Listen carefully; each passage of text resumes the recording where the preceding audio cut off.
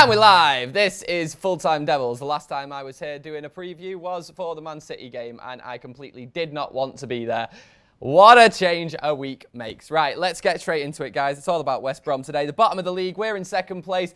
We should get the win here, I think. Very confident in the team at the minute. I'm joined by John Shin, Statman Dave, and Stephen Howson's here as well. Guys, there's a couple of players I want to pick out in particular in United's team at the minute that are causing a lot of debate at the minute. The first one being a man who hasn't been great since he signed for United. However, he is coming off the back of two really good performances against Swansea and, of course, against Manchester City, getting 3 assists. Alexis Sanchez. When he arrived, everyone was sort of debating where he'd fit into the team, but it does look like Jose is putting him on that left-hand side. Do you think that is going to be to the detriment of players like Anthony Martial and Marcus Rashford that we've already got in the team? Stephen Howson, talk to me. Yeah, I think you're probably right. He's not been amazing since we signed him, but I think in the last few weeks, Jose's sort of figuring out where he should be playing a bit more. The last couple of games, he's had much higher line. He's been on the last shoulder of defence. He's been looking at runs in behind. Prior to that, he was maybe working too hard sometimes to prove himself. He was coming in and collecting the ball from the defence at times and trying to drive it forward himself. And that really affected Paul Pogba's game, because that's Paul Pogba's job, is to carry it from the defence and move it through into the attack for someone to get on the end of. And if Sanchez is in that position, he can't get on the end of it. So I think one of the things that Jose had to identify was the correct position for Sanchez. It wasn't an obvious need when we signed him. But when world-class players come available and they want to join the club, you have to get them, because there isn't enough world-class players at United. The problem that we've got is 3 or arguably even 4 into 1 doesn't go. So someone's going to have to make way, I reckon, in the summer. Right, so when we did first sign Alexis Sanchez, I'm going to be completely honest, I thought that Mourinho would change his position slightly and bring him back to the right-hand side like he played at Barcelona as opposed to Arsenal.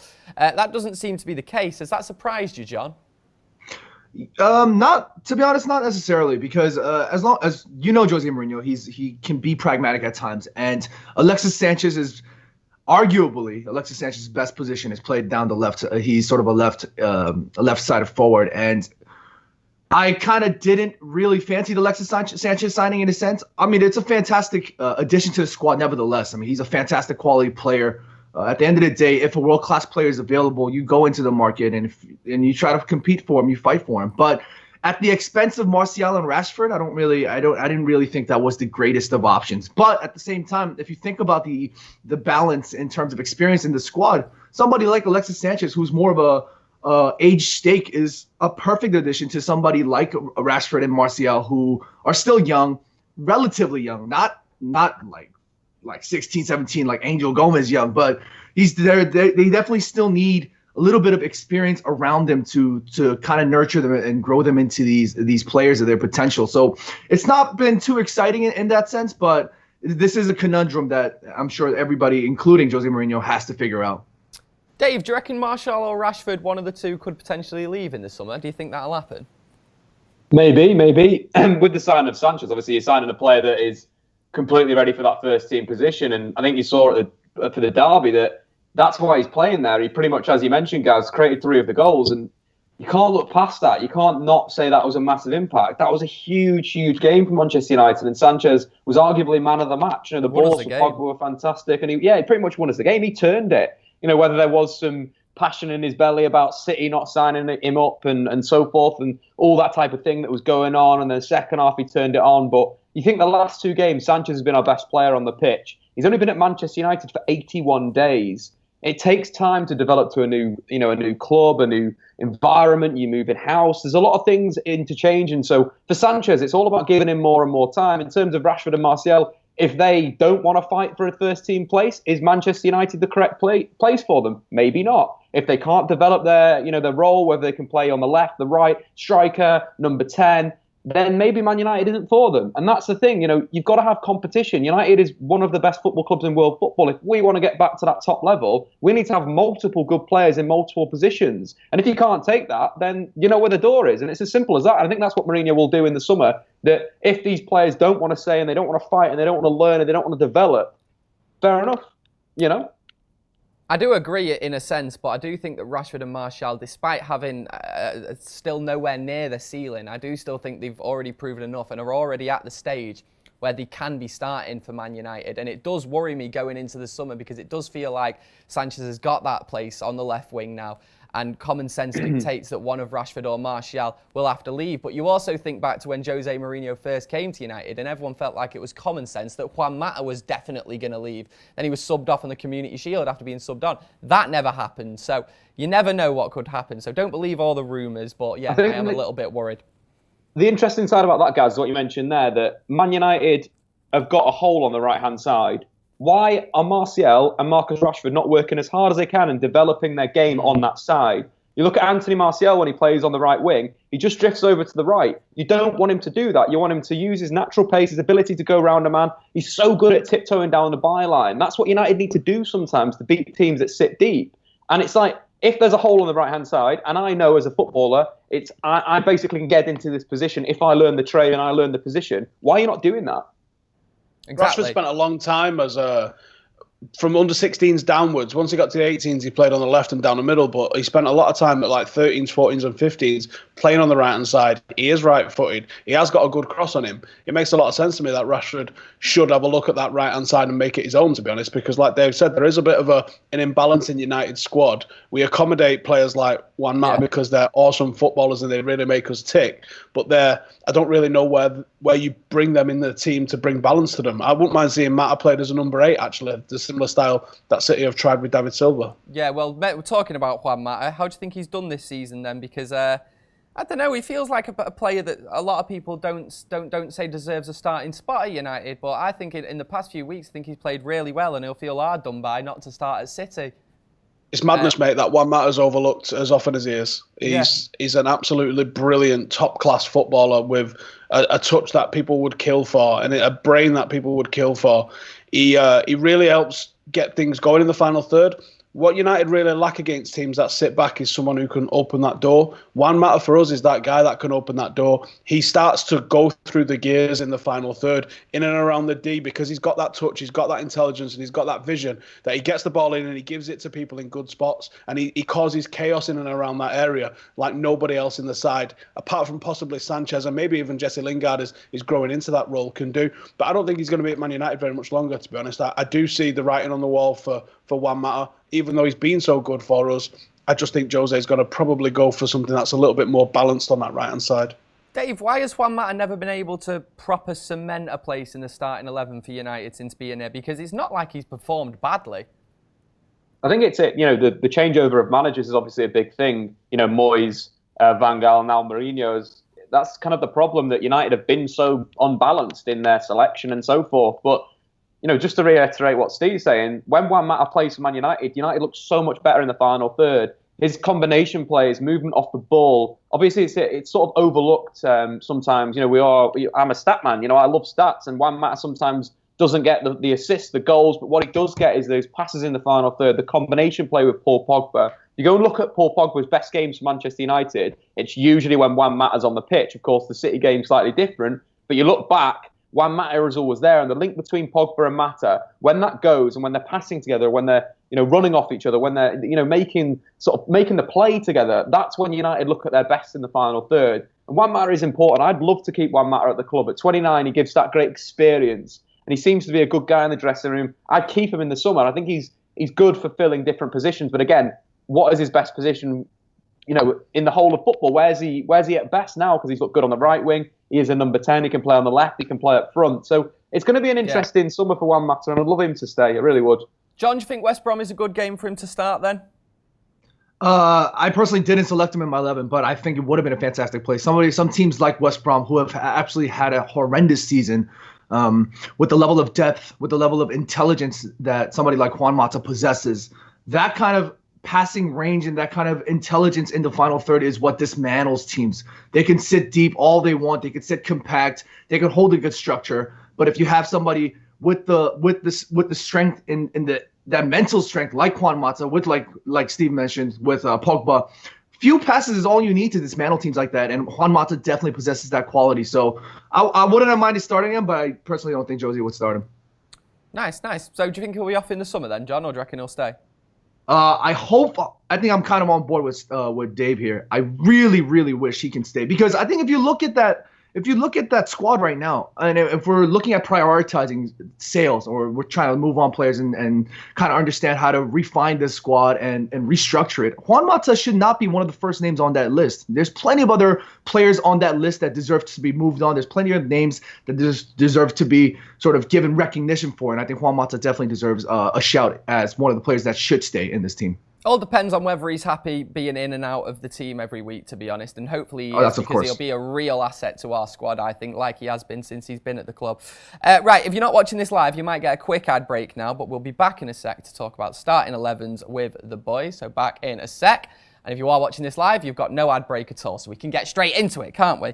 We do a little league table for the starting 11 and who selected the most correct players throughout the season here from Full Time Devils. McCullough's in the lead with 193, but that's because he's here every week, because he's not got a life. Statman Dave in second and John Shin in third. So you boys have a chance to real cut down the ground on McCullough today, since he's not on this preview for once. So tell me about your starting 11. Statman Dave, let's start with you, pal. Well, I think for me, I really like what Man United did against City in that second half. I was really impressed by everything, the interplay, the pressing, everything was so good in that second half. So, quite frankly, I'd kind of like replicate the starting 11. It's sort of as simple as that. You know, David De Gea in goal, Valencia, Bay, Smalling, Ashley Young.